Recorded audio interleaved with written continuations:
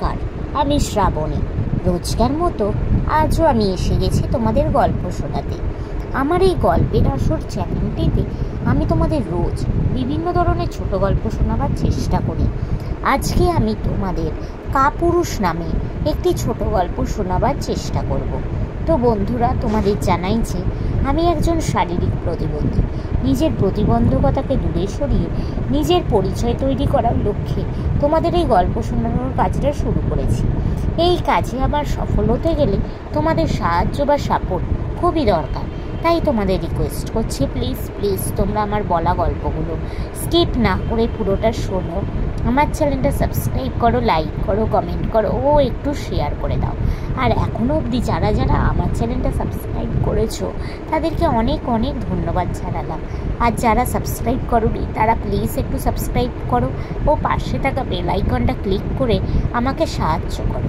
তো চলো আজকের গল্পটা শোনানো শুরু করে দিই। কাপুরুষ। একদা দুজন সৈনিক একসঙ্গে একই পথে চলছে। যেতে যেতে তাদের সামনে পড়ল এক বিখ্যাত ডাকাত। ডাকাতকে দেখা মাত্র একটা সৈনিক পালিয়ে গেল। আর একজন ডাকাতের সঙ্গে লড়াই করে যখন তাকে ধরাশায়ী করে ফেলল, তখন যে সৈনিকটি পালিয়ে গেছিল সে এগিয়ে এসে খাপ থেকে তলোয়ার বের করে বলল, দাঁড়াও, আমি ওকে শায়েস্তা করে দিচ্ছি। ও জানে না যে কাদের সঙ্গে লড়তে এসেছে। এই কথা শুনে যে আগে থেকে লড়াই করছিল সে বলল, তুমি যা বলছো তা তোমার আগে বলাই উচিত ছিল। আগে শুনতে পেলে তুমি ঘাঁটি কথা বলছো সেটা মনে আরও জোর পেতাম। এখন তুমি তোমার মুখ বন্ধ করে তোমার তলোয়ারটা খাপে ঢোকাও। ও দুটোর কোনোটারই আর প্রয়োজন নেই। যারা তোমায় চেনে না জানে না, তুমি বরঞ্চ তাদের কাছে গিয়ে তোমাদের বীরত্ব দেখাও।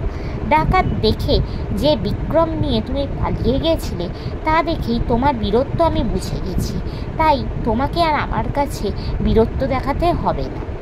তুমি হচ্ছ এক ধরনের কাপুরুষ। নমস্কার। তো বন্ধুরা, আজকের গল্পটা এখানেই শেষ হলো। এর থেকে আমরা কি বুঝতে পারলাম? যে বিপদের সময় মানুষকে চেনা যায়। তো বন্ধুরা, তোমরা প্লিজ প্লিজ আমার চ্যানেলটা সাবস্ক্রাইব করো, লাইক করো, কমেন্ট করো ও শেয়ার করে দাও। আজকের মতো টাটা।